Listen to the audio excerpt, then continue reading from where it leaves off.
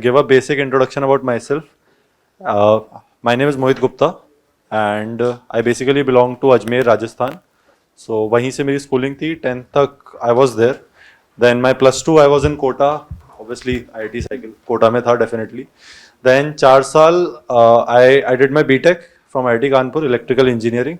But I like to say I am an engineer by degree only. उतनी knowledge नहीं थी इसलिए obviously sociology optional है. सो जो भी आई थिंक इंजीनियरिंग वाले हैं वो रिलेट कर पाएंगे इस चीज़ से कि ठीक है हो जाती है बस 4 साल किसी तरीके से. And hopefully this journey is not over right now. So I will give the attempts again may be for sure, not may be for sure. So my basic idea was कि यार देखो मेरे पास कोई स्ट्रैटेजी नहीं है. मतलब अगर कोई कुछ ऐसा सोच रहे हैं, जैसे काफ़ी ऐसे मार्केट में चलती है ना कि वो 3-3 घंटे की वीडियोस, वो नहीं है मेरे पास, है ना. तो I may be what we can do is we can work on your questions, your apprehensions. ठीक है, बिकॉज जब मैं दिल्ली आया था, मैं नेक्स्ट आईएएस का ही पार्ट था और स्टिल मैं पार्ट हूँ बिकॉज एम प्रोग्राम के बारे में सुना होगा सबने. So I am currently like associated through the M program. So M program में मैं एनरोल्ड हूँ, मैंने फाउंडेशन भी यहीं से किया था. So I think a conversation would be much better because strategy तो देखो मैं 5 नाम लिख देता हूँ और वो 5 नाम तुमको भी पता होंगे, जाके देखना उनके 3-3 4-4 घंटे की वीडियोस हैं, उससे कुछ बहुत ज़्यादा अचीव नहीं हो पाएगा. ठीक है, क्योंकि बेसिक चीज़ तो वही है कि देखो पढ़ाई करनी है ना. So I think what we can do is we can have a conversation. You ask क्या क्या पूछना है and you ask it like कि यार ये भूल जाना कि मेरा कुछ रैंक आगे लगा हुआ है. ठीक है, मैं तुम्हें बस एक चीज़ बता रहा हूँ, कल का एक इंसिडेंट छोटा सा शेयर कर देता हूँ. 15 तारीख को पीडीएफ आनी थी, आई नहीं थी. ठीक है, 16 तारीख को 1 बजे तक पीडीएफ नहीं आई थी. सो 1 बजे तक ना मैं सुबह से रिहर्स कर रहा था कि पापा से अभी बताना कैसे है कि पापा फर्स्ट अटेम्प्ट में होता नहीं है, वो मल्टीपल लगते हैं. ठीक है, मल्टीपल लगते हैं. तो ये मत सोचना कि भाई ठीक है रैंक में आ गई, कुछ नहीं आई है. और अभी भी आई विल स्टिल कंटिन्यू आप लोगों के साथ ही साइकिल में. ठीक है, I will sit for prelims this year also. ठीक है, सो कोई वैसा नहीं है, बिल्कुल Frank conversation. I am more interested in किसी भी टाइप के एप्रीहेंशंस हो. और दूसरी चीज ये है कि मेरी कोई बुक लिस्ट नहीं थी, अगर कोई उसके सर्च में हो. नेक्स्ट आईएएस का यार देखो एक बहुत बेसिक फंडा बता देता हूँ ताकि ये रिकरिंग क्वेश्चन ना रहे कि पढ़ना इज्जत से. ठीक है, मतलब एक ही चीज है जो इस एग्जाम के थ्रू ले जाएगी तुम्हें और उससे ज्यादा चाहिए नहीं. क्लास में आओ, 3 घंटे आराम से पढ़ो, रूम जाओ जाके पढ़ो, क्योंकि तुम्हारे साथ वाले दोस्त अभी जॉब कर रहे होंगे, राइट, वो कमा रहे होंगे. तुम लोगों को लगता होगा कि यार, मेरे को भी लगता था और मेरे को अभी भी लगता है कि मतलब ठीक है थोड़ा 12 घंटे पहले 24 घंटे पहले तक लगता था ठीक है कि यार कुछ है नहीं हाथ में, दिल्ली में बैठे हैं, कुछ है नहीं हाथ में. तो ये समझ लेना कि यही जॉब है तुम्हारी. ठीक है, तो उसमें अब जॉब में मक्कारी करोगे फायर हो जाओगे, इसमें मक्कारी करोगे 1 साल और अटेम्प्ट के लिए वेट करोगे, सीधी सी चीज है. So we'll keep it a conversational, like किसी को कुछ पूछना, let start with somewhere someone and then we'll build on. हाँ यार, ये मत सोचो कि करना है फर्स्ट अटेम्प्ट में. मैंने नहीं सोचा था, मैं तुम्हें सही बता रहा हूँ.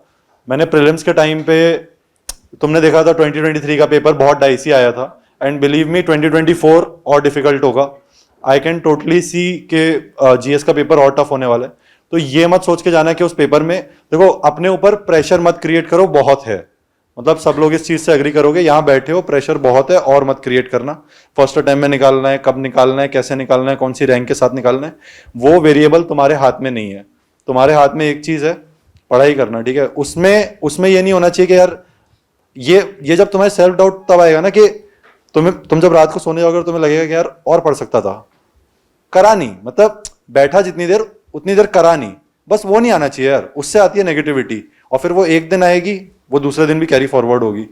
तो अगर एक नटशेल में पूछोगे फर्स्ट अटेम्प्ट में कैसे निकालना है, कुछ भी पढ़ो.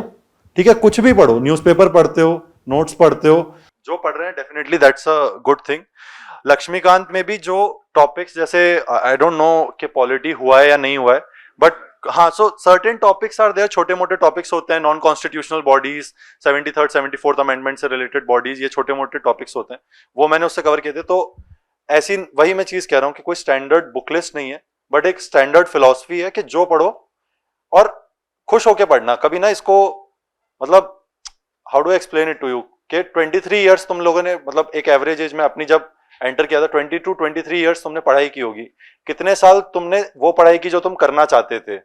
जैसे मैंने इंजीनियरिंग किया, करना तो नहीं चाहता था पर कर लिया ठीक है, तो अब अगर वो चीज पढ़ रहे हो जो तुम पढ़ना चाहते हो तो फिर उसको पूरी ईमानदारी से पढ़ो यार, ठीक है, बस यही चीज थी।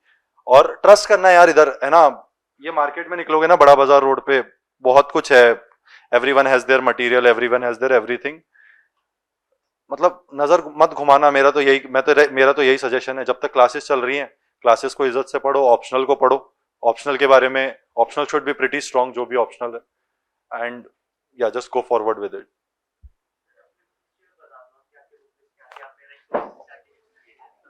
हाँ, तो नहीं थी, वही पहली चीज थी, पर ठीक है चलो बता देता हूं। देखो नेक्स्ट आईएएस के क्लास नोट्स, ठीक है, जुडिशियसली, ठीक है, मतलब जुडिशियसली इन द सेंस के देखो वो समझ जाओगे, ठीक है, तो मतलब 99, 99, 98 गुड, देन ठीक है। तो नेक्स्ट आईएएस के class notes was one thing, next IAS के class note should be on your tips.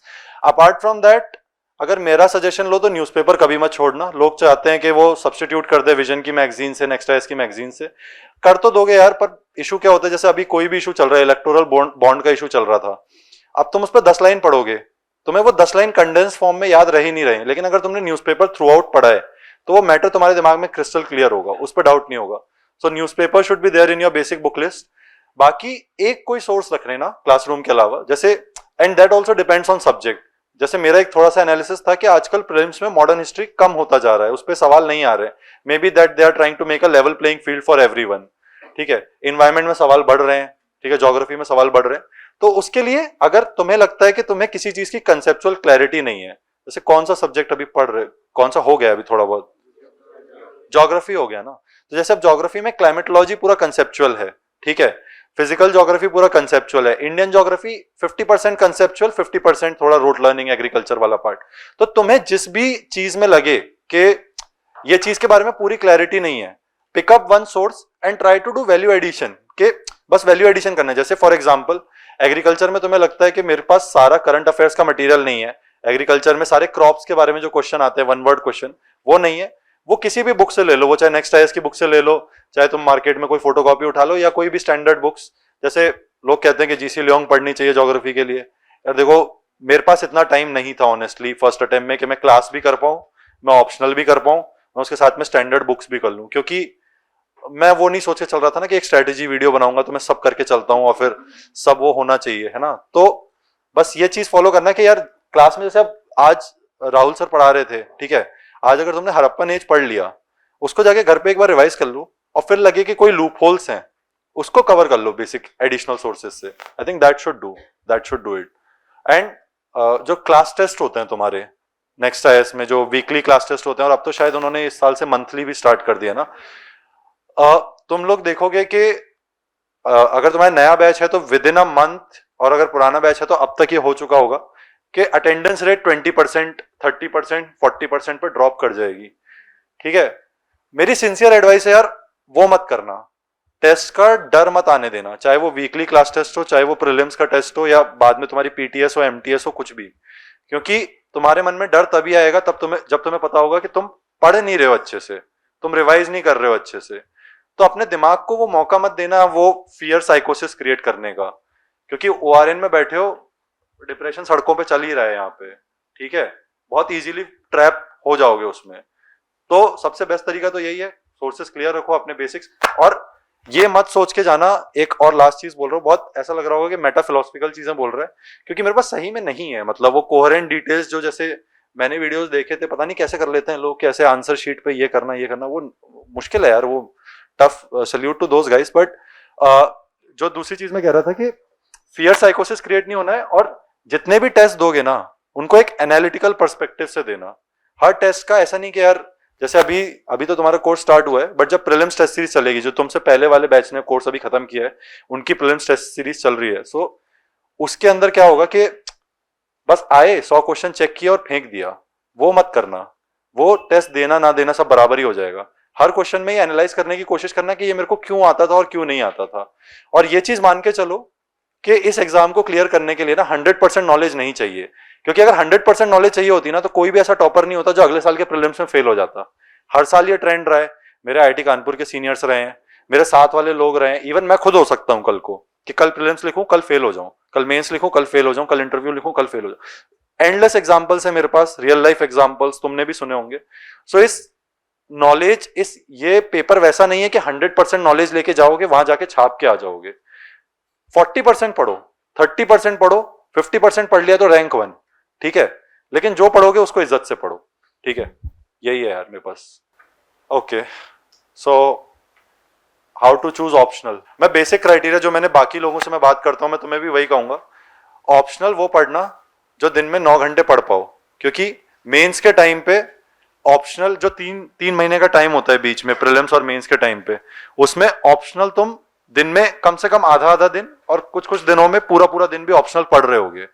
Optional ऐसा मत ले लेना, जैसे मेरे पास बहुत सारे लोग आते हैं पीसीएम से होते हैं कि मैथमेटिक्स ऑप्शनल ले लेते हैं, फलाना टॉपर 2018 का मैथमेटिक्स से था, फलाना टॉप 10 में मैथमेटिक्स 4 बार आई थी और ये आई थी और वो आई थी, और खुद के मैथमेटिक्स में लीनियर अलजेब्रा वेक्टर उनको वही है, मतलब डब्बा गोली है, ठीक है। तो ये सोच के मत करना कि मेरे को रैंक लिस्ट में लाना है। ऑप्शनल चूज करने के लिए 3 बेसिक स्ट्रेटेजी होती है। पहला, इंटरेस्ट होना चाहिए। दूसरा, अगर ऑप्शनल अभी तक चूज नहीं किया है, उसका सिलेबस उठा के देखो, उसके पीवाईक्यू उठा के देखो। अगर बिना पढ़े उसके सिलेबस और पीवाईक्यू से कंफर्टेबल हो तो पढ़ के तुम्हें वो अच्छा लगेगा, ठीक है। और तीसरी चीज, जब ऑप्शनल कर रहे होगे ना तो ये चीज याद रखना कि ऑप्शनल के अंदर सबसे ज्यादा पीवाईक्यू ट्रेंड्स जो है ना वो काम आते हैं। जैसे particularly for sociology students 19 topics हैं, ठीक है, पेपर 1 प्लस पेपर 2, 38 क्वेश्चंस आने हैं टोटल पेपर 1 प्लस पेपर 2 मिला के। अब हर साल पक्का ही है कि सिस्टम्स ऑफ किनशिप से क्वेश्चन आएगा, कास्ट सिस्टम से क्वेश्चन आएगा, तुम्हारा ट्राइबल से क्वेश्चन आएगा। जब तुम्हें पता ही है, क्योंकि पीवाईक्यू मैपिंग और जितना मेरा इंटरेक्शन रहा है ऑलमोस्ट हर ऑप्शनल में ये रहता है। आई am not sure about engineering optional, but most of the humanities optional 70% of the paper तुम पीवाईक्यू से समझ सकते हो। सो ऑप्शनल के लिए तो यही 3 चीजें हैं यार। और किसी का? हाँ हाँ यार, थोड़ा सा लाउड बोलना। हाँ ओके, अभी स्टार्ट किए, आंसर राइटिंग स्टार्ट किया है कुछ। ओके, कैसा, मतलब क्या, किस टाइप से आंसर राइटिंग हो रही है अभी? यार मैं एक बेसिक फंडा बता देता हूँ, ठीक है, तुम लोगों को भी पता होगा, कुछ नोट करने का वैसा कोई जरूरत नहीं है। बेसिक फंडा ये, आईबीसी फॉर्मेट में आजकल सब लोग लिखते हैं, यूपीएससी में ट्रेंड में चल रहा है, किसी को नहीं पता कि अंदर चेकिंग क्या हो रही है। जैसे एक तुम्हें मैं एग्जांपल दूंगा, 2021 की टॉपर थी जो, उनकी एथिक्स की कॉपी बहुत फेमस हुई थी कि यार वो 2 पॉइंट लिखती हैं, उसके बाद एक एग्जाम्पल लिखती हैं, फिर 1 पॉइंट लिखती है, फिर एक एग्जाम्पल लिखती हैं। आज सारा बच्चा वही कर रहा है, सब बच्चे जा रहे हैं एथिक्स में, वही वो लिख रहे हैं और वही एग्जाम्पल लिख रहे हैं, ठीक है। तो आई एम नॉट श्योर कि it's working, because if like 2800 or 13,000 people are writing the same way, there cannot be that differentiator कि हर कोई उसी फॉर्मेट में लिख रहा है, कुछ सेलेक्ट हो रहे हैं कुछ बाहर हो रहे हैं, ठीक है। तो आंसर राइटिंग के लिए देखो 2-3 चीजें बताता हूँ। पहली चीज, जब मेंस लिख रहे होगे तब तक तुम्हारा कंटेंट बहुत अच्छा होना चाहिए, ठीक है। कंटेंट अच्छे होने के सेंस में क्या है, जैसे कोई भी अगर तुम एक स्कीम ले लो, पीएम किसान के बारे में बात कर लो, फसल बीमा योजना के बारे में बात कर लो, या फिर गति शक्ति के बारे में, कुछ भी एक स्कीम ले लो, कोई भी टॉपिक ले लो, अर्बन मैनेजमेंट, वेस्ट मैनेजमेंट, कुछ भी, जेंडर इश्यूज, सोशल इश्यूज, उसके बारे में तुम्हारे पास कंटेंट होना चाहिए। Like you should have the basic body ready. Basic content से क्या मतलब है, तुम्हें प्रोज पता होने चाहिए, कॉजेज, उसके इश्यूज क्या है, पॉसिबल सोल्यूशंस क्या है, that much is clear to everyone, ठीक है। Now what you do is, gradually when you are doing mains, try to do some value addition in it. Now how you do value addition? तुम जैसे through out तुमने newspaper पढ़ा, तुमने PLFS reports पढ़ी, unemployment के बारे में आ रही है, जेंडर गैप रिपोर्ट पढ़ी, इनइक्वालिटी, जेंडर इनइक्वालिटी के बारे में आ रही है, जेंडर इनइक्वालिटी रिपोर्ट भी आ रही है, एनएफएचएस का डेटा आ रहा है, तुम्हारे स्टेट के कुछ एग्जाम्पल होंगे। जैसे अपने ना बहुत बार अपन बहुत नॉर्मल चीजें पढ़ते हैं जो कि बहुत स्पेसिफिक एग्जाम्पल्स होते हैं। तुम लोग पॉलिटी पढ़ रहे हो, कॉन्स्टिट्यूशन के बारे में पढ़ रहे हो, लेकिन कॉन्स्टिट्यूशन के बारे में जो कॉन्स्टिट्यूशन मेकर्स हैं वो भी तो एक एग्जाम्पल है, how do we project human values outwards. हमारे कॉन्स्टिट्यूशन मेकर्स बायस नहीं थे, हमारे कॉन्स्टिट्यूशन मेकर्स का सेकुलर माइंड था, या इंटेग्रिटी के साथ उन्होंने एक्ट किया, या ट्रू रिप्रेजेंटेटिव के साथ एक्ट किया। जैसे इस बार इलेक्शन ईयर है, तो I was discussing with sir, there might be some chances of electoral ethics पे क्वेश्चन आ जाए, ठीक है। So all of this what you study throughout the year, इसको ट्राई करो कि try to compile it somewhere, मतलब either in mind, either in writing, somewhere.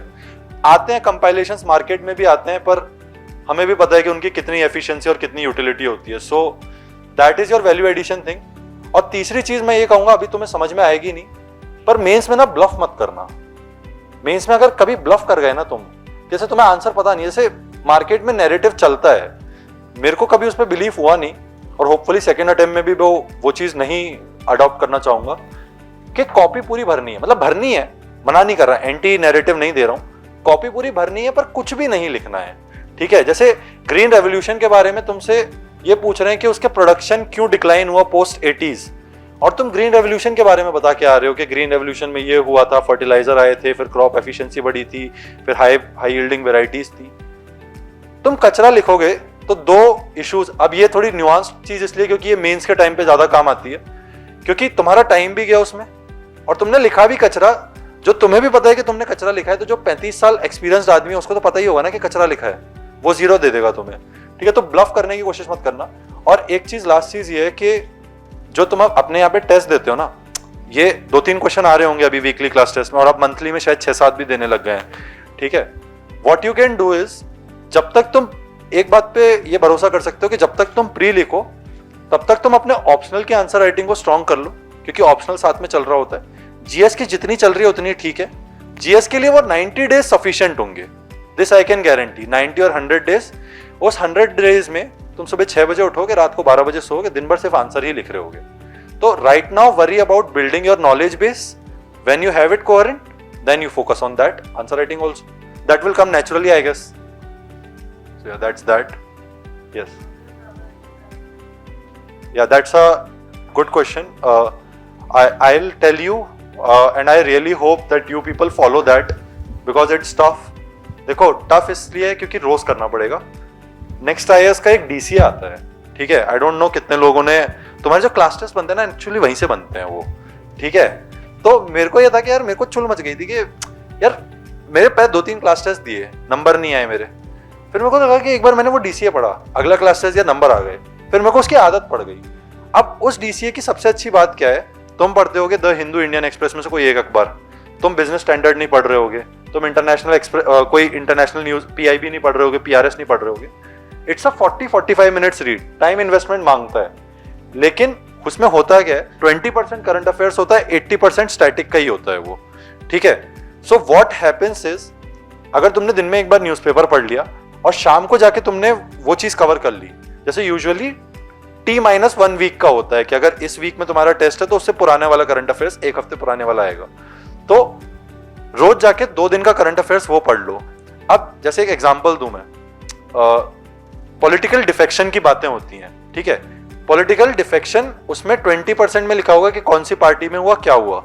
80% तुम्हें एंटी डिफेक्शन एक्ट, कौन सा कॉन्स्टिट्यूशनल अमेंडमेंट है ये, और हमारे यहाँ होते रहते हैं, ठीक है। तो ये 1 महीने के अंदर 4 बार खबर आएगी, 3 महीने के अंदर 12 बार आएगी, तो तुम्हें वो दिमाग में सबकॉन्शियसली बैठ जाएगा।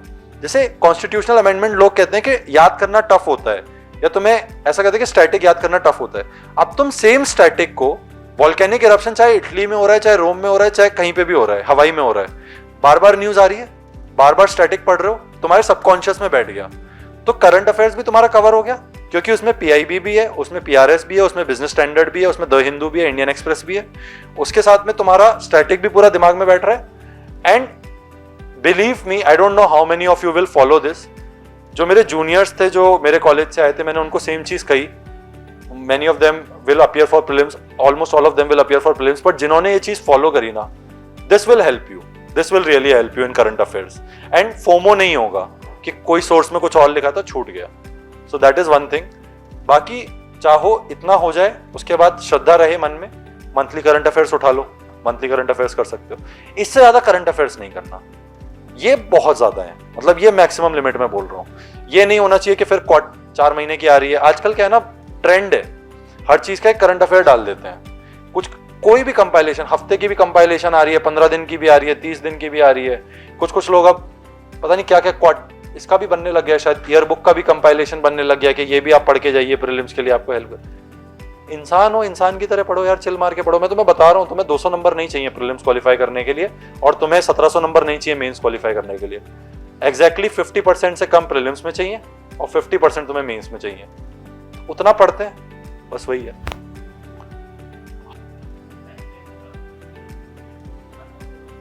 हाँ, okay, science tech Ayaz sir, that's it, believe me. Every question 2023 prelims में जो था, जितने भी मेरे साथ में दिया था, believe on him, he is a masterful teacher. Science and tech Ayaz sir end to and.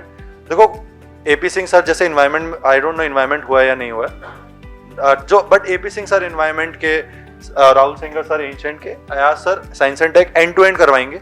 तुम्हारे जो करंट अफेयर्स भी होगा वो कैप की क्लासेस में कवर हो जाएगा, current affairs for prelims.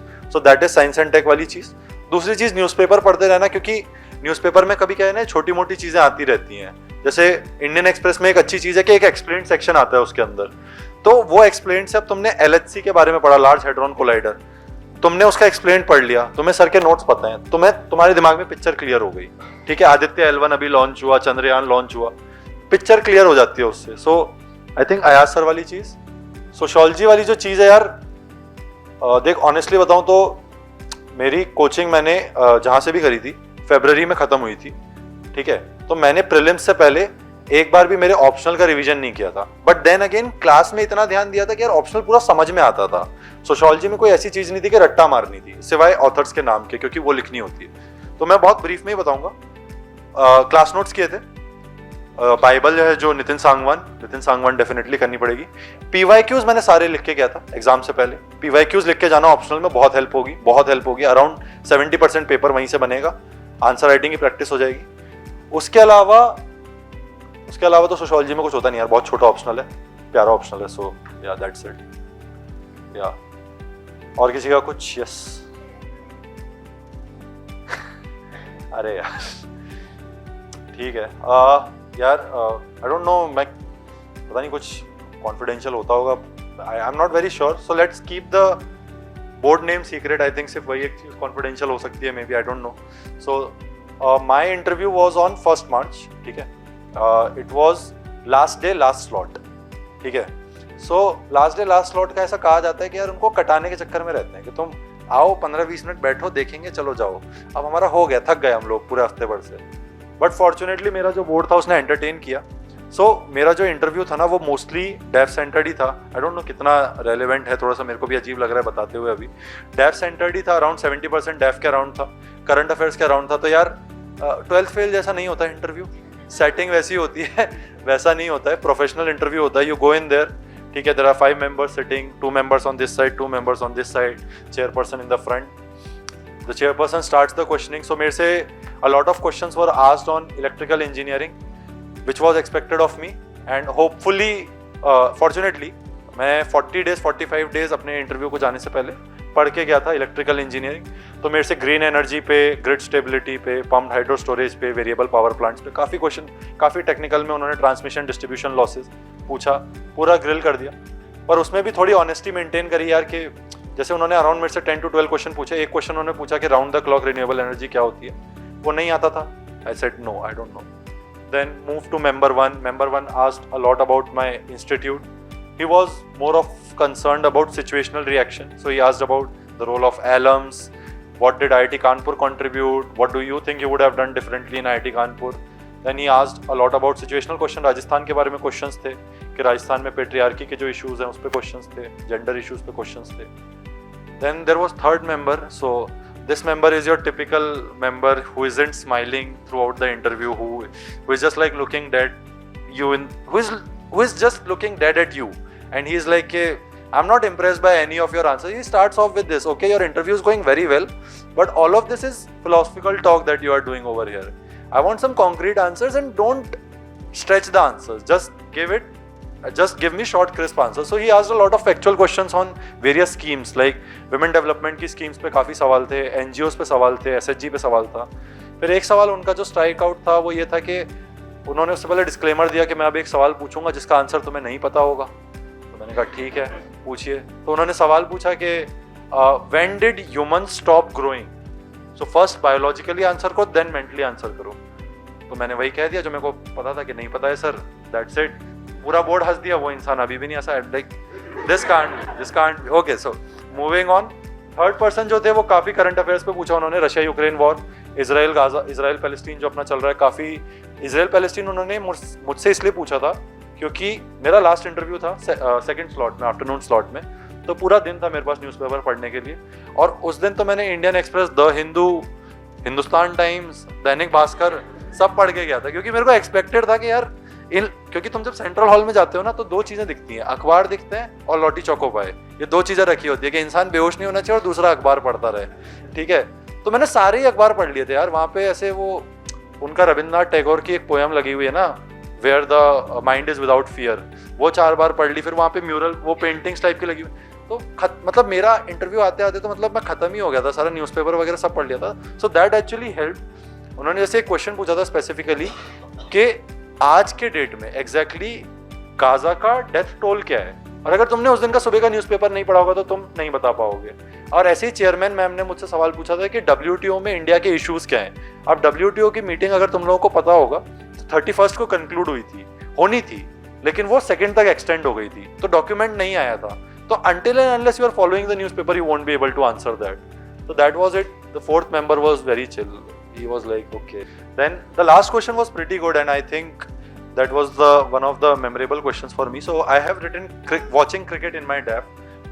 I like to watch cricket. I'm still following IPL and all the series that happens. Okay, so he asked me that there is a lot of money that is being pumped into T20s, and do you think Test cricket has become irrelevant? That was the gist of the question. So I said कि sir I would like to answer it in 2 parts. First part I gave a professional answer. Okay, no sir, Test cricket has its merit, ये वो.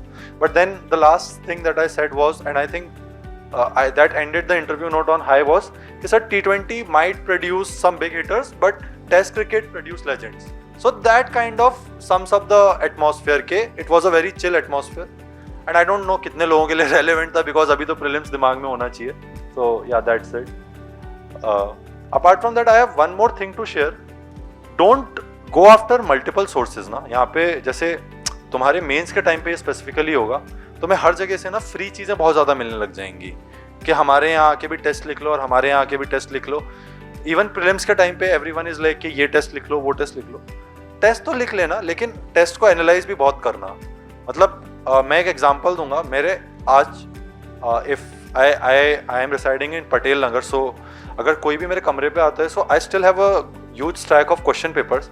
पर उस question paper में कोई भी तुम्हें एक भी ऐसा क्वेश्चन पेपर नहीं मिलेगा इधर प्रीलिम्स और मेंस का जो एनालाइज नहीं किया हो। तो I think that is one good habit that you can cultivate. Second thing what you can do is have a target when you wake up. Okay, don't wake up aimlessly कि यार किताब खोल के बैठ जाएंगे, जो पढ़ लिया वो पढ़ लिया। ठीक है, थोड़ा सा टारगेट बना के पढ़ना। जैसे what I used to do, personal accountability के लिए चाहो तो फॉलो कर सकते हो, चाहो तो नहीं कर सकते हो, हर एक की डिफरेंट स्ट्रेटजी होती है। मैं सुबह उठता था, मैं अपने 10 टास्क लिख लेता था 1 to 10। उसमें सब होता था कि यार घूमना भी है शाम को, सुबह चाय भी पीनी है, तो 2 टास्क तो मेरे फिक्स थे कि चलो 2 तो कम हो ही गई, ये तो कर ही लेंगे ना दिन में, ऐसे 0 पे तो नहीं खत्म करेंगे, चाय सुबह पी लेंगे, शाम को एक वॉक करके आ जाएंगे। तो 2 टास्क एटलीस्ट 2 out of 10 में स्कोर करूंगा। बट उसमें जैसे तुम क्लास जाना है, ठीक है, या फिर तुम्हें अपने नोट्स रिवाइज करने हैं, या तुम्हें अपना ऑप्शनल रिवाइज करना है, एक लिस्ट बना लोगे ना। So at the end of the day you would have certainty that my day has been productive और नॉन प्रोडक्टिव। अगर प्रोडक्टिव रहने लग जाए और स्टार्ट हो जाए वो प्रोडक्टिव रहना, तो try to maintain the positive feedback. जैसे एनवायरमेंट में पढ़ते हो ना कि एक दिन पढ़ोगे अच्छा लगेगा, अगले दिन और ज्यादा पढ़ोगे और अच्छा लगेगा। फिर तुम्हें ये टेंशन नहीं होगी कि यार सिटिंग कितने आवर्स करनी है, कौन सी किताबों से पढ़ना है, मजा आने लगेगा पढ़ने में। और तुम्हें लग रहा होगा फिलोसफिकल बात है, लेकिन एक्चुअल बात है, बहुत कम लोग हैं इंडिया में जो प्रिविलेज्ड हैं एट द एज ऑफ 23, 24, 25 कि वो बैठ के पढ़ाई कर सकें। डीटीसी की बसेस में तुमने देखा होगा बैग टांग के रोज 10-10 रुपए की टिकट देके 15,000, 20,000 सैलरी में people are struggling out there. You are privileged enough to sit in an AC classroom, have a good food, have good study atmosphere, make it worth it for yourself. मतलब there is no reason not to study, there is no reason to lack. मतलब किस चीज के लिए, क्या मन नहीं कर रहा किताब उठाने का, या मन नहीं कर रहा न्यूज़पेपर पढ़ने का, या मन नहीं कर मोबाइल चला लेते हैं, रील चला लो। दिन में 6-7 घंटे तो पढ़ सकते हो ना। 6-7 घंटे भी अगर तुमने इज्जत से कंडेंस फॉर्म ऑफ स्टडी कर ली ना, तो यूपीएससी क्रैक करना छोड़ो, तुम्हें इतना मजा आने लग जाएगा ना कि फिर तुम बोलोगे यार यूपीएससी बाद में देखेंगे, पहले पढ़ते रहते हैं यार, उसमें फन है. So that is one thing which I would like to say to all of you. हाँ, CSAT, okay. Your background BCom. So कौन सा तुम्हें लगता है कि सेक्शन इशू कर सकता है तुम्हारे CSAT में? Quant, okay. So see, I will make it very simple for you. CSAT बहुत टफ होने वाला है, 2024 का भी एक्सपेक्टेड है, ठीक है. सो डू टू थिंग्स जिनको CSAT में इश्यूज आ रहे हैं, क्योंकि I am in touch with a lot of student. मेरे को CSAT में मतलब usually I had very good score in CSAT, तो मेरे को इश्यूज नहीं थे. But I am doing this exercise with a lot of my colleagues who faced issues in 2023. तुम्हारे 2 चीजें बहुत स्ट्रांग होनी चाहिए CSAT में. 3 सेक्शन है, क्वांट, लॉजिकल रीजनिंग और रीडिंग कॉम्प्रिहेंशन. तुम्हारे 2 पार्ट स्ट्रांग होने चाहिए. अगर तुम ह्यूमैनिटीज बैकग्राउंड से हो तो आई वुड एक्सपेक्ट कि तुम्हारी रीडिंग कॉम्प्रिहेंशन और लॉजिकल रीजनिंग स्ट्रांग होनी चाहिए. तुम साइंस बैकग्राउंड से और तुम्हें इंग्लिश बिल्कुल नहीं आती है, तुम उससे कंफर्टेबल नहीं हो, तो तुम्हारा क्वांट और लॉजिकल रीजनिंग होना चाहिए, ठीक है. इससे क्या होगा ना, तुम्हारा एक बेसिक स्कोर सेट हो जाएगा 70 to 80 का. नाउ दिस 70 to 80 तुम्हें लाने ही है. मतलब अगर तुम्हारा क्वांट स्ट्रांग है तो तुम्हें क्वांट में स्कोर करना ही है. अब जैसे जिनका क्वांट स्ट्रांग नहीं है और जो मेरे साथ के दोस्त हैं जिनके साथ 2023 में इश्यूज आए थे, हम अभी क्या एक्सरसाइज कर रहे हैं, तुम्हारे अराउंड 16-17 टॉपिक्स हैं जिससे क्वांट में सवाल आते हैं यूपीएससी में. और ऑन अ वर्स्ट डे भी 35 से ज्यादा तो क्वांट से सवाल नहीं देगा वो. उन 35 में से 10 इजीएस्ट तुम्हें सॉल्व करने हैं, क्योंकि ये वाले तुम्हारे 80% ऑफ द मार्क्स दे जा रहे हैं. ये वाले तुम्हें क्वालिफाई करने में श्योर होना चाहिए कि भाई 70 से लेके 75 नंबर तो मैं इन 2 सेक्शन से ला सकता हूँ. ये जो 10-20 मार्क्स की चीज है, ये हम यहाँ के सबसे इजीएस्ट क्वेश्चंस कर लेंगे. जैसे क्वांट में सबसे इजीएस्ट होते हैं रेशियोज के क्वेश्चन, क्वांट में सबसे इजीएस्ट होते हैं वॉल्यूम मिक्सिंग के क्वेश्चन, स्पीड डिस्टेंस के क्वेश्चन. तुम परम्यूटेशन कॉम्बिनेशन नहीं कर सकते तो मत करो. हाँ, मतलब तुम्हारे लिए वो बना भी नहीं है ना. वो जो ईगो पे लेके बैठा है कि मेरे को 200 लाने CSAT में, उसके लिए है. तुम स्पीड डिस्टेंस कर लो, तुम लॉजिकल रीजनिंग कर लो, तुम लोग एरिया के जो क्वेश्चंस होते हैं, जो बेसिक एरिया के क्वेश्चंस होते हैं, बहुत बहुत इजी क्वेश्चंस भी आते हैं. 2023 में क्या हुआ ना, इतना ज्यादा परम्यूटेशन कॉम्बिनेशन का क्वेश्चन था ना कि बच्चों को इजी क्वेश्चन दिखे ही नहीं जो बीच बीच में थे क्वांट के. उनको लगा कि हर क्वेश्चन ही परम्यूटेशन कॉम्बिनेशन का है. मतलब जिसमें 6 केस तुम काउंट कर सकते हो, वो थोड़ी परम्यूटेशन कॉम्बिनेशन का क्वेश्चन है. तुम लिख भी तो सकते हो ना वो 6 केस. तो CSAT के लिए ये स्ट्रेटेजी कर सकते हो. और बाकी देखो, आई वुड रियली से कि CSAT को लास्ट मोमेंट के लिए मत छोड़ना, ठीक है. मेरे साथ दोस्त थे और उन्होंने 2023 भी CSAT की वजह से उनका प्रीलिम्स क्वालिफाई नहीं हुआ. उसमें से कुछ लोग अभी भी हैं जो CSAT को लेके सीरियस नहीं है. बहुत बुरा लगता है अगर GS क्वालिफाई हो गया और CSAT नहीं हुआ. बहुत बुरा लगता है, क्योंकि ये बात याद रखना, अप्लाई करने के लिए, just to apply for the exam, you have to wait for 1 year. जून में रिजल्ट आ जाएगा 15 दिन में. जब भी तुम्हारा प्रीलिम्स होगा उसका रिजल्ट आ जाएगा 15 दिन में. तुम्हें अगली बार एग्जाम को अप्लाई करने के लिए 1 साल वेट करना पड़ेगा, और 1 साल एग्जाम की साइकिल है. तो CSAT ये नहीं होना चाहिए कि यार CSAT में क्वालिफाई नहीं हो रहे. GS में कल को 2-3 नंबर कम रह जाते हैं, उसको इंप्रूव कर लो. लेकिन ये ऐसी चीज है ना कि तुम्हें पता है कि 66.66 चाहिए. सो दैट इज वन थिंग. और यार सोर्सेज का मैं नहीं बता सकता CSAT का, क्योंकि मैंने यूज नहीं किए थे सोर्सेज CSAT के. So maybe some of these topper strategies जो अपलोड होंगी अभी आएंगी ना सारी यूट्यूब पे, जस्ट गो उस सेक्शन पे स्किप करके पहुंच के देख लेना. सो दैट इज वन थिंग. या पढ़ के क्या वैल्यू एडिशन कैसे करें? जैसे तुम्हारे अगर नोट्स तुम्हें बहुत क्लियर है ना, तो तुम कोई और सोर्स पढ़ रहे हो तो तुम्हें ये क्लियर हो जाएगा कि तुम्हारा क्या नहीं है उस नोट्स में. जैसे मान लो इंडस वैली के बारे में तुमने 4 चीजें पढ़ी, कल को एक नई साइट आ गई जिसके बारे में तुम्हें नहीं पता है. उस नई साइट, जैसे पता नहीं बी सिंह सर का सेशन हुआ था या नहीं हुआ था, हमारे सर ने स्टार्टिंग में बोला था 80% पेज पे लिखना, 20% नीचे खाली जगह छोड़ना. वो खाली जगह में उसको स्क्रिबल कर लो बस थोड़ा बहुत, वो तुम्हारा वैल्यू एडिशन हो गया. और ये बात याद रखना कि मेंस में वैल्यू एडिशन तुम्हें 20% नंबर देगा, 80% तुम्हारा स्टैटिक कंटेंट ही तुम्हें नंबर देगा. सो दैट इज वन थिंग. और नोट्स का रिवीजन तो करना ही है कम से कम.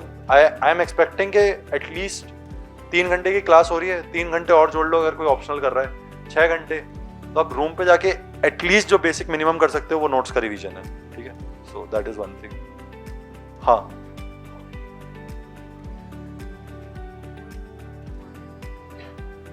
या ओके,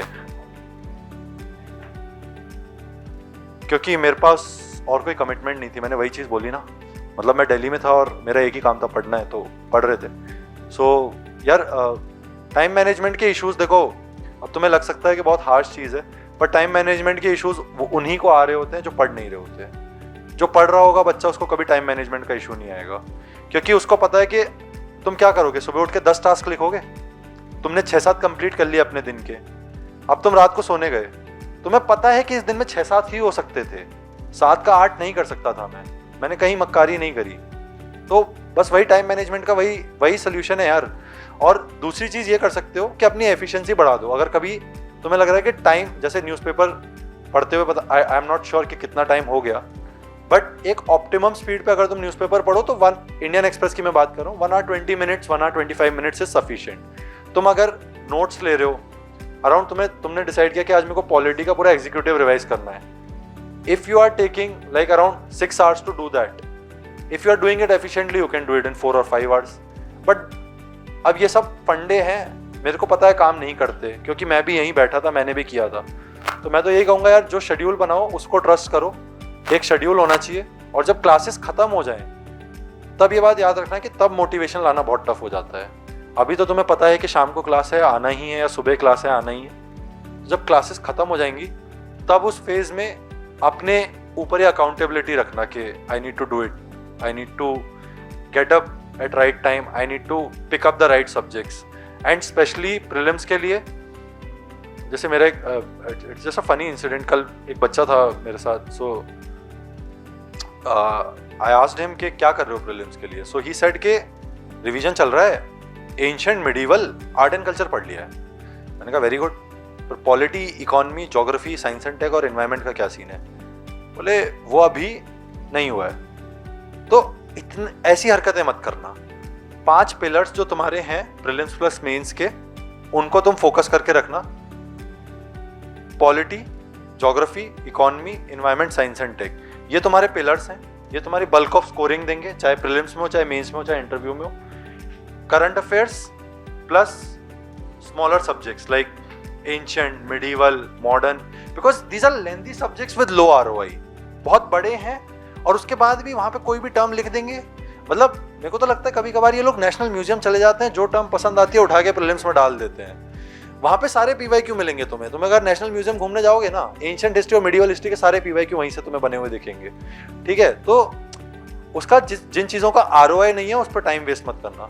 एंड ये चीज कर सकते हो कि you guys will be appearing for this prelims or next prelims, right?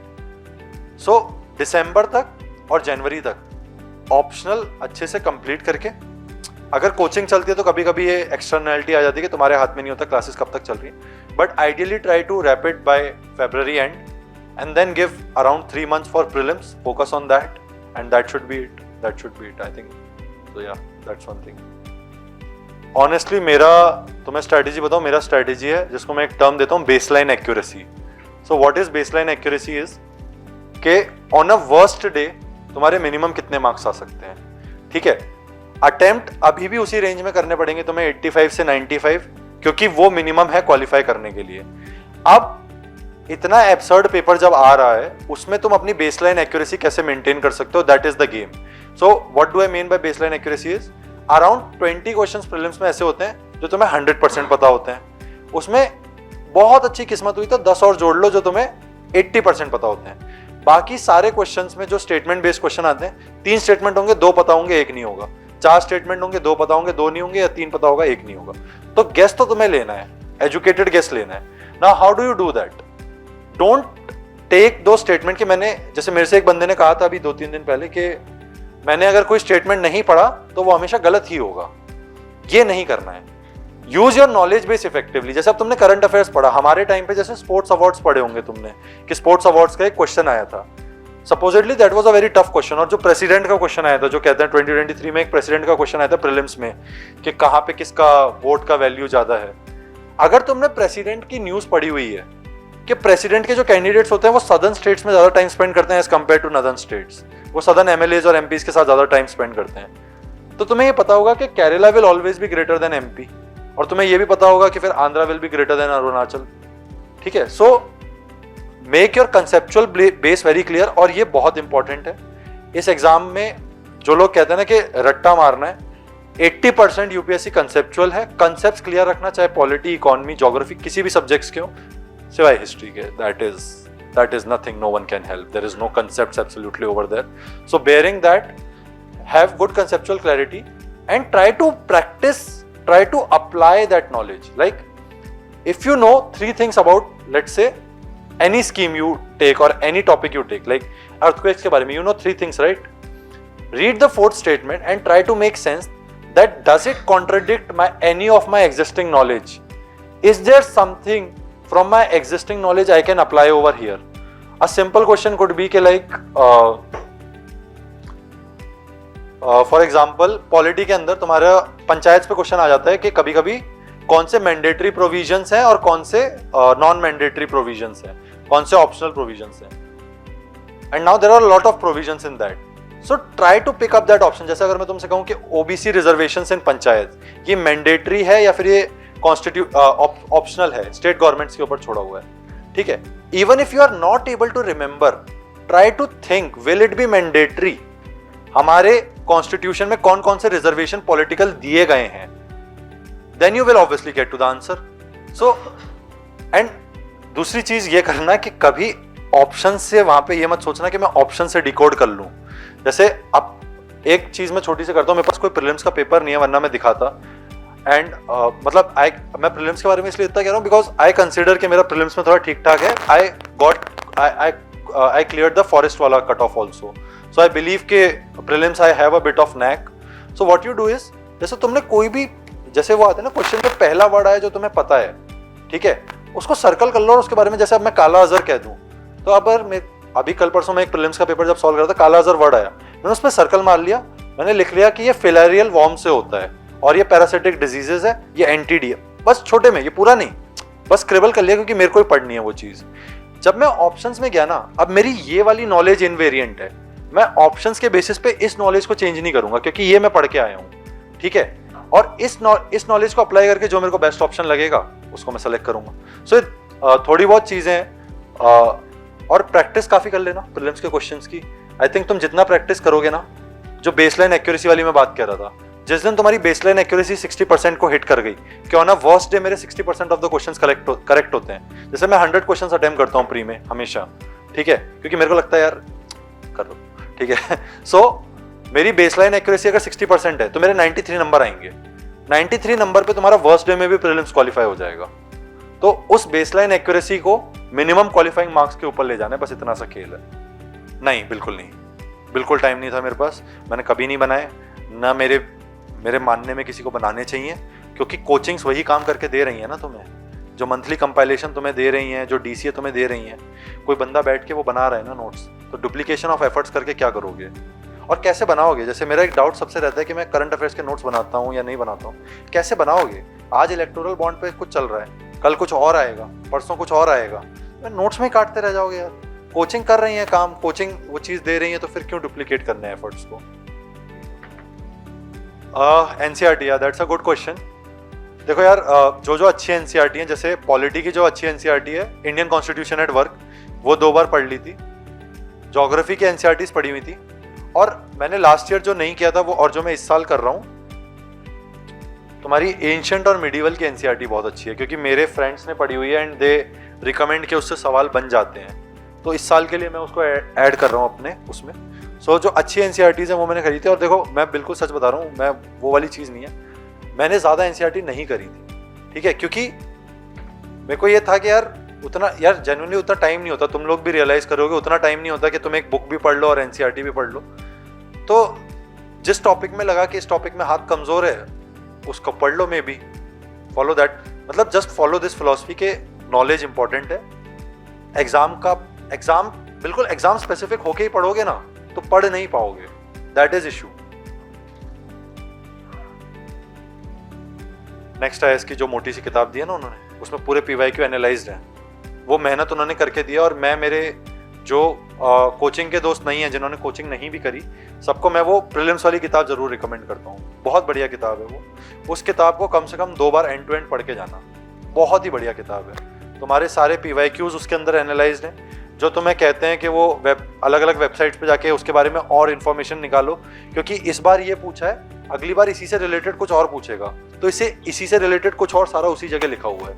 वो मिली होगी ना आई गेस प्रीलिम्स वाली बुक। वो बहुत अच्छा रिसोर्स है यार, वो बहुत अच्छा रिसोर्स है। मेंस के टाइम पे एनालाइज कैसे करना है वो तुम सीख जाओगे यार। आई रियली बिलीव के आज मैं तुम्हें कुछ बता दूंगा, 2 दिन बाद तो वैसे ही भूल जाना है कि कुछ हुआ था, पढ़ने में लग जाना है अपना, ठीक है। मेंस तक जब तक पहुंचोगे इतनी अकल आ जाएगी कि कैसे करना है कैसे नहीं करना है। So that's it. या नहीं देखो, वो तुम कर नहीं पाओगे। इशू वो है, वो तुम कर नहीं पाओगे। जैसे पॉलिटी कंप्लीट नहीं होगा ना, है ना। पॉलिटी आज तो कंप्लीट हो नहीं जाएगा तुम चाहोगे तो भी। पॉलिटी तुम्हारा जब कंप्लीट होना है तभी होगा, इकोनॉमी तुम्हारा जब कंप्लीट होना है तभी होगा। सो व्हाट यू डू इज कि हमेशा नेक्स्ट IAS में एक चंक में क्लासेस होती हैं, एक सेक्शन कवर कर दिया जाता है। जैसे इकोनॉमी की क्लास चली तो ऐसा नहीं होगा अगले दिन फिर तुम्हारी पॉलिटी की क्लास हो गई। इकोनॉमी की क्लास इकोनॉमी की चलेगी, 6-7 दिन चलेगी। पॉलिटी की क्लास पॉलिटी की चलेगी। तो जब वो सेक्शन कंप्लीट हो जाए ना, तो अब जैसे आज एंशिएंट चल रहा है, इससे पहले मान लो पॉलिटी हुआ, तो एंशिएंट के अलावा जो तुम्हें सब्जेक्ट पढ़ना है ना वो पॉलिटी है। उस टाइम पे उसकी एडिशनल बुक पढ़ लो। जैसे मेरे से तो नहीं हुआ था, पर अगर चाहो तो उसी टाइम पे उसका लक्ष्मीकांत भी पढ़ लिया, उसी टाइम पे उसकी NCERT भी पढ़ ली, उसी टाइम पे उसको रिवाइज भी कर लिया। वो चीज़ कर सकते हो, ठीक है। और ये बात भी तुम लिख के रख लो, जब क्लासेस खत्म हो जाएंगी उसके बाद सफिशिएंट टाइम होगा प्रीलिम्स के लिए पढ़ने के लिए। तुम्हें लगेगा कि क्लासेस के बाद टाइम है या नहीं है, सफिशिएंट टाइम्स होता है। और वही मैं कह रहा हूँ यार। तो एक जो मेरी सिचुएशन थी ना जब मैंने प्रीलिम्स लिखा था, 21st को that unfortunate incident happened and 26 तक आई डिडंट इवन न्यू कि मैं प्रीलिम्स लिख रहा हूँ या नहीं लिख रहा हूँ, ठीक है। पर 28th को जो चीज़ काम आई वो नॉलेज बेस ही थी, क्योंकि नॉलेज थी, पढ़ा था इज्जत से साल भर, तो चीज़ें समझ में आई। उधर बिना पढ़े भी 7 दिन, प्रीलिम्स के पिछले 7 दिन नहीं पढ़े भी क्वेश्चन बन गए, ठीक है। तो जैसे एक चंक हो गया, इसके बारे में अब तेरे को कंसेप्चुअल क्लैरिटी पूरी होनी चाहिए। क्लाइमेटोलॉजी कंप्लीट हो गया, अब क्लाइमेटोलॉजी के बारे में तुम्हें सब चीजें पता होनी चाहिए। अब वो चाहे बेसिक क्वेश्चन हो, चाहे एडवांस क्वेश्चन हो, चाहे वो मेंस का क्वेश्चन हो, कहीं का भी क्वेश्चन हो, तुम्हें आना चाहिए वो। और जब तक वो लेवल अचीव नहीं हो रहा तब तक सेटिस्फाई मत होना, ठीक है। और ऐसा भी नहीं है कि वो लेवल ये है कि 4 किताबें और DD बासु में PhD और GC लियोंग में PhD, वो भी नहीं है। एक बेसिक कॉम्प्रिहेंसिव नॉलेज की मैं बात कर रहा हूँ जिससे सवाल सॉल्व हो जाए। I think we are done. Yeah. How can one improve vocab problem in newspaper reading? Okay, I think you are reading The Hindu, I guess, क्योंकि इंडियन एक्सप्रेस में तो नहीं आती है, ठीक है यार। हर एक का देखो अपना सजेशन है यार। वोकैब का देखो मेरे को इशू नहीं आया था, but I can suggest one thing, क्योंकि वो न्यूज़पेपर मैंने पूरा हमेशा फॉलो किया है। Indian express is a good enough and a simple enough newspaper. Hindu मैंने इंटरव्यू के टाइम पे रेफर किया था और बहुत अच्छा न्यूज़पेपर है, मैं कोई डिनाई नहीं करता, बहुत लोग पढ़ते हैं, बहुत अच्छा न्यूज़पेपर है। पर क्या है ना, वो इतना छोटा लिखते हैं कि समझ ही नहीं आता कभी कभी। जैसे इतना कंडेंस फॉर्म में न्यूज़ होगी ना कि तुम्हें उसका कंटेक्स्ट पता होना चाहिए और तुम्हें उसका आफ्टर टेक्स्ट भी पता होना चाहिए। इंडियन एक्सप्रेस की बढ़िया चीज़ क्या है, पहले पेज पे भी वही न्यूज़ है, सेकंड पेज पे भी वही न्यूज़ है, फिर एडिटोरियल भी उसी न्यूज़ पे है, फिर तुम्हारा एक्सप्लेन्ड भी उसी न्यूज़ पे है, ठीक है। सो ये वाली प्रॉब्लम मेरे को फेस नहीं हुई थी, but may be Google it. That's my suggestion. If you are facing some difficult words over there, maybe Google it. And also what happens is there is a lot of times technical terms also जो अभी तुम्हें पता नहीं होंगे। जैसे I don't know how many of you people read that economy वाला page जो newspapers में आता है। Mostly it's skipped by people कि भाई समझ में ही नहीं आ रहा है। So as you will go along in the course, you will get more clarity on these terms and you will be more comfortable with them, right? So that's my question or that's my answer. How to manage preparation while doing job? So Ashish, first of all you are doing a fantastic work यार, तुम job के साथ में preparation कर रहे हो। So hopefully your answer might be better answered by some person who is doing job at the same time. So what I would really suggest is कि जो मेरे सीनियर्स थे जिन्होंने जॉब करते हुए ये एग्ज़ाम निकाला था, उनका बेसिक ये कहना था कि जब वो दिन भर में they are on their job and by the time they come they're usually pretty exhausted, So usually they used to use their transit times for their current affairs reading and something. So if they have not taken coaching, they would study the basic sources like Lakshmikant spectrum and the notes. So actually I'm not the right person to ask this question because मैं फंडे नहीं दे सकता, मैंने नहीं किया था तो मेरे को पता नहीं है कि जॉब के साथ कैसे करते हैं. Sorry for that. I did my masters in physics and now I want to take it as an optional. Can I go with it or go with other? I like philosophy and seems nice to me. Okay. Yeah, so Anuja, I would just say one thing. Trend देख के optional मत लेना कि इस साल इसने अच्छा कर दिया, इस साल इसने अच्छा कर दिया. हर साल कुछ अलग अच्छे करेगा. और हमारी इशू क्या होता है ना, हम टॉप 10 को देखते हैं, हम टॉप 700 को या टॉप 800 को नहीं देखते. और टॉप 10 में बहुत सारे बच्चे या टॉप 100 में बहुत सारे बच्चे या टॉप 200 किसी में भी बहुत सारे बच्चे वो भी होंगे जिनके शायद ऑप्शनल में कम मार्क्स होंगे पर तुम्हें लगेगा कि वो ऑप्शनल स्कोरिंग हो जा रहा है. ऑप्शनल सिर्फ उसी क्राइटेरिया पे लेना है कि तुम किस चीज़ को अच्छे से पढ़ पा रहे हो. एंड अगर मतलब मेरे केस में तो इलेक्ट्रिकल इंजीनियरिंग मेरे को बहुत अच्छे से नहीं आती थी, पर अगर तुम्हारा ग्रेजुएशन उस सब्जेक्ट में है और तुम्हें उसमें इंटरेस्ट भी है तो फिर वो it's like an added bonus. It's simply much easier for you to comprehend that subject. But then again I would say decide on the basis of syllabus, on the basis of whether you are in, whether the PYQs interest you and whether you can study it for 9 or 10 hours at a stretch. I think that should be it. So yeah, Anuja, you can take either physics, you can take philosophy, but whatever you take, make sure that you are very very comfortable with it, very very thorough with the syllabus. So yeah, that's it. Like हाँ किया था but selectively. ठीक है, class notes पूरे पढ़े थे हर teacher के. लेकिन अब जैसे मेरे को फिजिकल ज्योग्राफी में चीज़ों में गैप्स थे, मेरे को लगा कि मेरा नॉलेज बेस उतना अच्छा नहीं है, तो मैंने फिजिकल ज्योग्राफी की नेक्स्ट आइज की बुक भी पढ़ी. मैंने एनवायरनमेंट की बुक आज तक उठाई नहीं क्योंकि वो एग्जॉस्टिव थी. ठीक है, फिर मॉडर्न के अंदर जैसे आई डोंट नो सर के अभी लेक्चर्स हुए हैं मॉडर्न के या नहीं हुए हैं, पर मॉडर्न की सबसे सर की ब्यूटी ये है कि जैसे सर स्टोरी पूरी क्लियर हो जाएगी तुम्हें, एंड टू एंड इतनी अच्छी स्टोरी क्लियर होगी कि तुम्हें मॉडर्न में कन्फ्यूजन्स नहीं होंगे. लेकिन जो छोटी छोटी डिटेल्स होती हैं वो सर खुद कहते हैं, जैसे रिवोल्ट जो हो गए, डेट्स जो हो गई, सर भी लिखवाते हैं लेकिन बहुत सारी डिटेल्स उसमें मिस आउट भी हो जाती हैं. उसके लिए इस साल मैंने इस अटेम्प्ट के लिए तो स्पेक्ट्रम पढ़ी है. लास्ट ईयर मेरे पास टाइम नहीं था, नेक्स्ट आइज का मटेरियल कंडेंस था तो मैंने सेलेक्टिव चैप्टर्स उससे रेफर कर लिए थे. So the basic criteria was कि जहाँ मेरे को एग्जॉस्टिव लग रहा है. अब जैसे इकोनॉमी में विभास सर के नोट्स, रेड्डी सर के notes, they are pretty exhaustive, but there are certain factual topics जिसके लिए तुम्हें पढ़ना पड़ सकता है. जैसे जीडीपी जीवीए के बेसिक डेटा के लिए वो भी विभास सर कवर कर ही लेते हैं.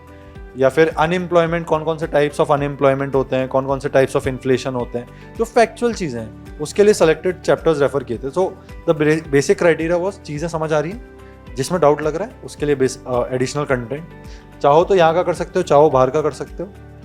देखो सच्चाई यही है, 90% जगह कंटेंट सेम है, 90% बच्चों के पास स्टडी मटेरियल सेम है और 100% के पास स्ट्रेटजी सेम है.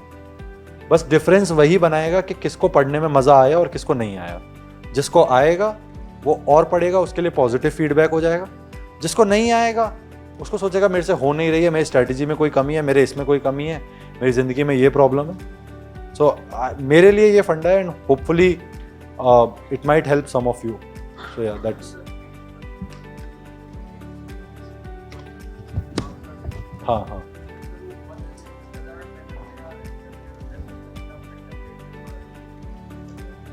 दो ट्रेंड होते हैं. ठीक है, एक होता है जो तुम्हारे एक्सपेक्टेड लाइंस पे आता है. ठीक है, जैसे हम आई थिंक हमारे एक वो रविन्द्रनाथ टैगोर और महात्मा गांधी वाला क्वेश्चन था कि उनके व्यूज़ कंपेयर करने थे. अब यूजुअली तुमने उसके बारे में पढ़ा होता है, या फिर तुम मॉडर्न हिस्ट्री में कुछ और चीज़ पढ़ते हो, या तुम आर्किटेक्चर पे कोई चीज़ पढ़ते हो तो तुम्हें उसके बारे में पता होता है. अब फिर एक क्वेश्चन आया था कि मिडीवल एरा में कौन सा तो कोई किंगडम था, वो कौन सी टेक्नोलॉजी लेके आया था, स्पेसिफिकली टेक्नोलॉजी पे कोई उन्होंने सवाल पूछ लिया था. वो हैज़ार्ड क्वेश्चन हो गया है. अब उसमें पूरा इंडिया ही कचरा लिख रहा है, अनटिल अनलेस किसी की PhD है हिस्ट्री में और उसको अच्छे से पता है. तो ये चीज़ देखो मेंस के अंदर भी सेम चीज़ ही फॉलो होती है. ये चीज़ डिसाइड नहीं करेगी कि तुम कितने क्वेश्चन जो बहुत कोई नहीं लिख के आया वो अच्छे लिख के आ गए. ये चीज़ डिसाइड करेगी कि जो सब अच्छे लिख के आए तुम वो तो ख़राब नहीं लिख के आ गए.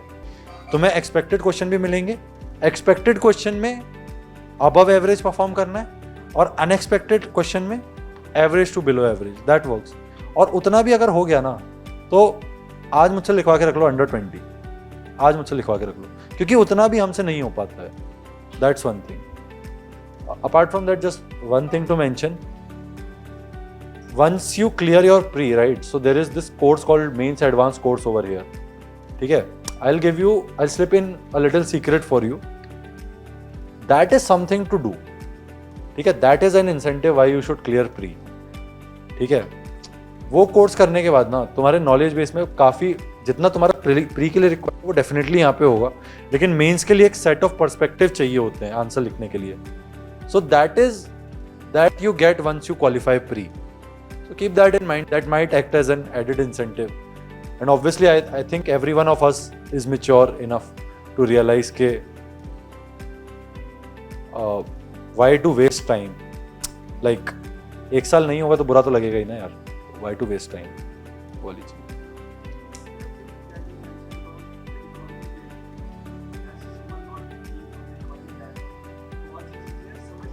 Correct. I'll tell you how to approach that. जैसे इकोनॉमी के पर्टिकुलर केस में तुम समझना भी चाहोगे तो तुम समझ नहीं पाओगे, क्योंकि कंसेप्चुअल क्लैरिटी नहीं होती। जैसे बॉन्ड यील्ड ऊपर जा रहा है, रेपो ये हो रहा है, वो हो रहा है, reverse repo operation, market dry हो रहा है, ये क्लास हो जाने दो, अपने आप समझ में आने लग जाएगा। Believe me on this, clear होता जाएगा। पर हाँ, क्लास होने के बाद भी अगर क्लियर नहीं हो तो फैकल्टी से पूछना, 2 बार पूछना, 3 बार पूछना, फिर घर जाके क्लियर नहीं हो तो आजकल तो शायद तुम लोगों को रिकॉर्डेड लेक्चर्स भी मिलते हैं, I am not sure, I think मिलते हैं, maybe you can refer to them. हमारे टाइम पे वो चीज़ नहीं थी, so maybe you can refer to that. और अगर नहीं मिलता तो मे बी गूगल में तो सब कुछ ही, यू हैव एवरीथिंग। सो जैसे देखो, ये चीज़ मैं बता रहा हूँ, आज तुम 20% और 30% न्यूज़पेपर अगर पढ़ पाते होगे, just give it 4 more months, your entire newspaper you will be comfortable कि सब चीज़ें समझ में आ रही हैं। पॉलिटी में क्या बात हो रही है, इन्वायरमेंट में क्या बात हो रही है, इकोनॉमी में क्या बात होगी, everything would be clear. Have patience for that and you will be clear with it. Essay and ethics, leave it up to Pati sir. I would just say he is simply marvelous. And then again, added incentive, Pati sir takes a lot of class in mains advanced course, so that is one thing. Obviously he does a lot of stuff in foundation also, but mains advanced course is also there. From that इसके लिए ये हो गया। और ethics के लिए देखो ना, वो जो किताबें फेमस होती है ना, वो देख लेना, मतलब मैंने तो यूज़ नहीं करी थी, और मेरे हिसाब से एथिक्स में ओरिजिनलिटी से ज़्यादा कुछ काम नहीं आता है। एथिक्स के 2 कंपोनेंट होते हैं, टेक्निकल, तुम्हें टेक्निकल कंपोनेंट में अपनी सब्जेक्टिविटी नहीं डालनी। कल को तुमसे इंटेग्रिटी की डेफिनेशन पूछे तो तुम्हें नहीं बताना कि तुम्हारी इंटेग्रिटी क्या है, इंटेग्रिटी कुछ होती है, उसको बताना है, ठीक है? फिर जब एग्जाम्पल्स डालो तो पर्सनलाइज कर सकते हो। जैसे एथिक्स में what you can do is, जैसे मैंने ये चीज़ करी थी न्यूज़पेपर में, जो छोटी छोटी चीज़ें आती है ना, जैसे एक छत्तीसगढ़ के कलेक्टर थे, शायद नितिन भी उनका नाम था, उन्होंने एक सेकंड चांस इनिशिएटिव करके कुछ स्टार्ट किया था। अब तुमने वो न्यूज़पेपर में पढ़ लिया, अब तुम सोचोगे मैं इस न्यूज़ को कहाँ यूज़ करूँगा, उसको एथिक्स में यूज़ करो, ठीक है? कोई भी तुम्हें न्यूज़ आई कि किसी ने कुछ अच्छा काम किया, किसी ने कुछ अच्छा काम किया, किसी क्रिकेटर ने कुछ अच्छा काम किया, जैसे एक इंसिडेंट हुआ था कि विराट कोहली जो है वो स्टीव स्मिथ उन्होंने करवाया, उनको बू कर रही थी, ठीक है? These are sportsmanship like, these are leader like characters, so you can use them, ठीक है? So that is one thing about ethics. For essay what you can do is, essay there is a certain structure, right? There is a certain structure to write essay. There are 8 or 9. You can refer to this one book. I'm not sure. I think his name is Sir Mudit Jain. He was, I think, Air 51 or something. So he has this material called, he has something on essay, right? He has some classes on essay, or he has some PDFs on essay. I think I'll maybe let them, I'll maybe contact with them, and hopefully they can circulate it with you. I can't remember the name right now. He has given some good 8-9 templates on essay, और उसी templates में अगर तुमने essay लिख लिया तो usually you will score good. But I'll give you a disclaimer, अभी तक मार्कशीट रिलीज नहीं हुई है, and hopefully I am not a subject, जितना मेरे को एक्सपेक्टेड है कि मैं बहुत सब्जेक्ट मैटर एक्सपर्ट नहीं हूँ इस बारे में, क्योंकि I was expecting very philosophical essays over there, and this year they were very mainstream essays, मतलब कोई बहुत फिलोसफिकल एसेज थे नहीं, तो समवेयर कहीं पे मेरा डिसबैलेंस हुआ है ऐसे में, that's my hunch thing. So but that resource that I am saying ना, मुदित जैन सर का जो ऐसे का है, कुछ भी शायद तुम जाके गूगल करोगे तुम लोगों को मिल जाएगा। उनके शायद कोई यूट्यूब पे लेक्चर है या कहीं तो उनका है वो रिसोर्स, उन्होंने जिसमें 8-9 स्ट्रैटेजी बताई है, ठीक है। वो टेम्पलेट अगर तुम एक बार फॉलो करोगे तो ऐसे क्लियर हो जाना चाहिए। दूसरी चीज़, ऐसे के टॉपिक्स को क्रिटिकली एनालाइज करना सीखना, ठीक है।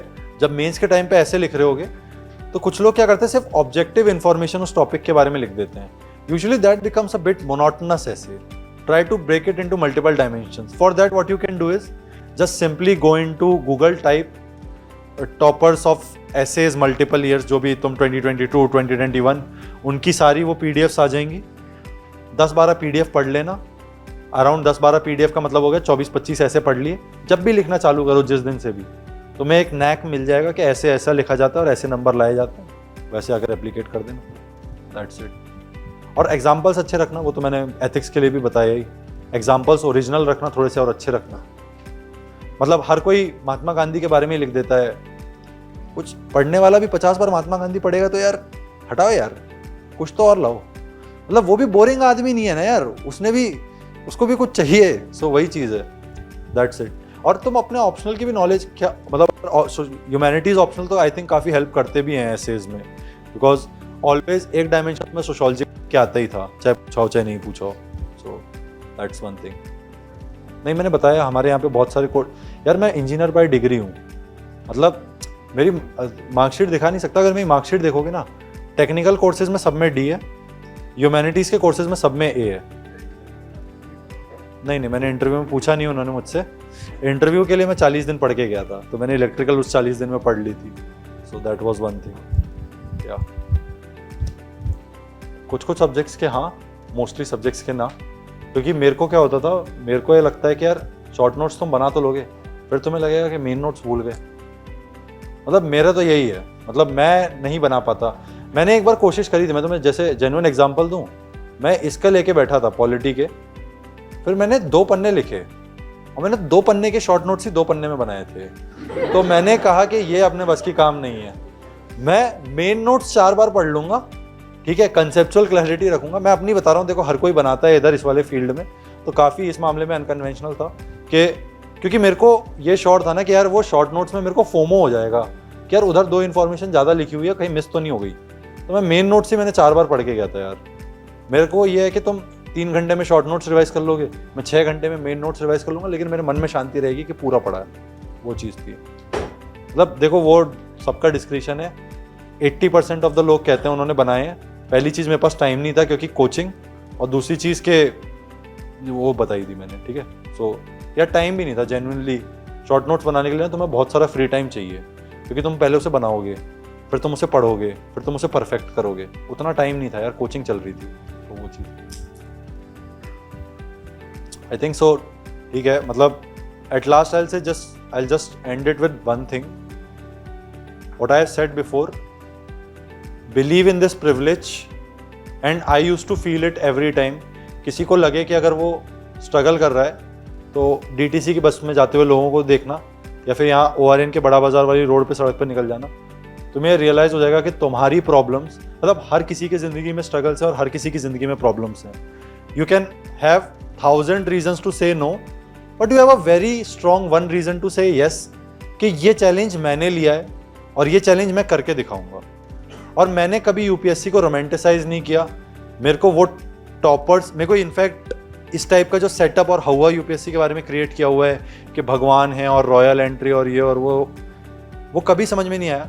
लेकिन ये चीज़ याद रख लेना कि this exam has the power to make you someone out of no one. मतलब this exam has the power to do that, and I think there are few, and this provides you with an opportunity. I don't think कोई भी इस room में बैठा होगा वो इसलिए बैठा होगा कि मेरे को बहुत ज़्यादा पैसा कमाना है UPSC से या सिविल सर्विसेज से, ठीक है। मोस्टली लोग इसलिए बैठे होते हैं क्योंकि कहीं ना कहीं पब्लिक सर्विस ओरिएंटेशन होती है, कहीं ना कहीं लगता है कि यार let me contribute to the cause, let me make my work meaningful, ठीक है। So always believe in this privilege कि तुम्हारी प्रॉब्लम चाहे कितनी भी बड़ी हो, कितनी भी बड़ी लग रही हो, तुमसे बड़ी बहुतों की है। क्योंकि तुम्हें खाना टाइम पे मिल रहा है, तुम्हें सोने के लिए कंफर्टेबल बेड मिल रहा है, पढ़ने के लिए लग्जरी मिल रही है। We are very privileged, I am very privileged all of us are very privileged to do this, and अगर डिसाइड किया है तो करके निकलते हैं ना। या 4 साल बैठ के क्या करेंगे, या 2 साल 3 साल क्यों बैठना है, या उससे ज्यादा टाइम जितना ये चीज डिजर्व करती है। बैठ तो जाओगे तुम, प्रीलिम्स फेल होगा, चलो ठीक है 1 साल और, अगले साल कुछ फेल हुआ 1 साल और, लेकिन क्यों? अगर तुम आज ये डिसाइड कर सकते हो कि मैं आज करके ही, आज मैं मक्कारी नहीं करूंगा, आज मैं वो शॉर्ट्स और रील्स, मतलब देखो यार मैं भी करता था, मैं अभी भी देखता हूँ, वो वाली कहने वाली बातें होती कि कोई एंटरटेनमेंट का सोर्स नहीं, सब कुछ आइसोलेशन, सब करो, लेकिन 6-7-8 घंटे बैठ के तो कंडेंस्ड फॉर्म ऑफ स्टडी हो सकती है, वो तो बेयर मिनिमम एक्सपेक्टेड है तुमसे। अगर उतना भी कर लिए ना, मैं नहीं कहता 12 घंटे पढ़ो 14 घंटे पढ़ो यार, 7 घंटे पढ़ो, 7 दिन कंसिस्टेंटली पढ़ लेना, उतना भी बहुत है। और जो चीज समझ के पढ़ोगे ना वो रहेगी। जैसे बस एक लास्ट एग्जांपल दे रहा हूँ, जो तो किसी ने एसएनटी का पूछा था मुझसे, मैंने साइंस एंड टेक में अयाज सर की क्लास करी थी, प्रीलिम्स के टाइम पे रिवीजन नहीं कर पाया क्योंकि आखिरी के 7 दिन के लिए छोड़ा था, ठीक है। मेंस के टाइम पे साइंस एंड टेक का रिवीजन करने का सेंस ही नहीं बनता, क्योंकि अगर तुम्हें पता है तो पता है, नहीं पता है तो नहीं पता है। सर आएंगे तो तुम्हें JWST, James Webb space telescope, हमारे यहाँ पे जो चंद्रयान का सवाल आया इस साल, सब सर बताएंगे उसके बारे में कि तुम्हें साइंस एंड टेक समझ आई है तो तुम तभी कर सकते हो, तुम रट के नहीं कर सकते। उस समय भी नहीं पढ़ा। इंटरव्यू के टाइम पे usually you don't study GS वाले subjects, you have a lot of things to cover from your DAF, लेकिन I can still challenge you कि तुम SNT में कुछ भी पूछोगे तो आता होगा। आज भी प्रीलिम्स के टेस्ट दे रहा हूँ, सारे मॉक टेस्ट दे रहा हूँ, संडे को भी दिए थे, जो अनुभव हुआ था वो भी दिया था, वापस से मंडे को भी जो आर्ट एंड कल्चर का हमारा एम का टेस्ट हुआ था वो भी दिया था, फ्राइडे को वापस से आर्ट एंड कल्चर का टेस्ट है वो भी दूंगा। लेकिन जो चीज़ एक बार पढ़ ली, जो चीज़ समझ ली, वो कभी इरेज नहीं होगी, उसको कभी भूलूंगा नहीं। धूल पड़ सकती है, उसके लिए रिवीजन कर सकते हैं, लेकिन ऐसा नहीं होगा कि उसके बारे में ब्लैंक हो जाएंगे। तो पढ़ो, इज्जत से पढ़ो, और जब नहीं पढ़ने का मन है ना, जैसे मेरे भी डेज होते हैं जब मेरा मन ही नहीं करता किताब उठानी है, बंद यार, नहीं पढ़नी किताब, बंद करो, नहीं हो रहा, पूरा मूवी देखो, घूमने चले जाओ, निकल जाओ बाहर, चल लो इधर उधर, किसी दोस्त से बात कर लो, चाय पीने चले जाओ, जो करना है कर लो, लेकिन ये कसम खा लो कि जब पढ़ूंगा तब मजे लेके पढ़ूंगा यार, क्योंकि मैं प्रिविलेज्ड हूं जो पढ़ पा रहा हूं, और मैंने डिसाइड किया है मेरे को ये प्रिपरेशन करनी है। मेरे ऊपर किसी ने प्रेशर नहीं डाला, गन लगा के नहीं कहा कि तू ये प्रिपरेशन कर। तुम अपने को अगर अकाउंटेबल हो, तुम इस पढ़ाई को एंजॉय कर रहे हो, तुम कभी नहीं सोचोगे कि कितने अटेम्प्ट हो गए, कितना नंबर लाना है, कितना रैंक लाना है, उस टॉपर ने ये कहा, उस टॉपर ने वो कहा। मैं तो जो भी मेरे को आता था ना, जैसे क्लास में 80 तरह के लोग होते हैं, यार मैंने ये भी पढ़ लिया, मैंने ये भी पढ़ लिया, मैंने ये भी पढ़ लिया। बहुत बढ़िया बात है यार, मेरे तो क्लास नोट्स हो जाए वही बहुत है। उतना कर लो, बेसिक मिनिमम कर लो, कंसेप्चुअल क्लैरिटी रखो, and I really wish you everyone all the best, because I know it takes courage simply to step in this preparation, simply to deal with this uncertainty, and believe me, किसी भी topper का देख लो, कोई कुछ भी तुम्हें कितना भी ज्ञान पेल के चला जाए, जिस दिन तक वो PDF नहीं आती ना, उसके 1 घंटे पहले तक सब सोच रहे होते हैं कि यार अगले अटेम्प्ट कैसा बढ़िया करना है, ठीक है। तो इस प्रोसेस को एंजॉय करना, और अपने ऊपर कभी डाउट मत करना, क्योंकि इतनी अनसर्टेनिटी UPSC क्रिएट कर देता है ना कि तुम्हें अपने ऊपर डाउट आ गया ना कि मतलब यार मैं सही कर रहा हूं या नहीं, तो फिर तो उस स्पाइरल में चले जाओगे जहां से कोई नहीं वापस ला पाएगा।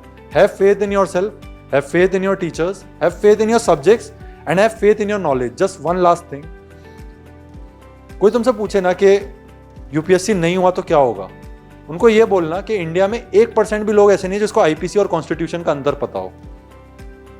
तो अगर मेरे को ये नॉलेज है ना, UPSC में मैंने 10,000 प्रॉब्लम्स पढ़ी, मैंने 10,000 सोल्यूशंस पढ़े। कैलाश सत्यार्थी का मैं एक एग्जांपल देता हूँ कि मेरे से पूछा था किसी मॉक में, आई थिंक अभी, तो उन्होंने एक प्रॉब्लम पकड़ी चाइल्ड लेबर की, 40 साल से पढ़ रहे थे और वो इतने बड़े इंसान बन गए। इंडिया में इतनी प्रॉब्लम्स हैं, इतना सोल्यूशन डेवलप करने का स्कोप है, और knowledge, study for this knowledge, rank, service, हवा, सब टेम्पररी है। इस नॉलेज को चेरिश करो, and I really hope that every one of you is sitting there, just achieve, because I know just the act of sitting here, just the act of studying for this exam, and just the act of dealing with this uncertainty is commendable in itself. So yeah, best of luck everyone, and hopefully all of you will do well. Yeah. Okay.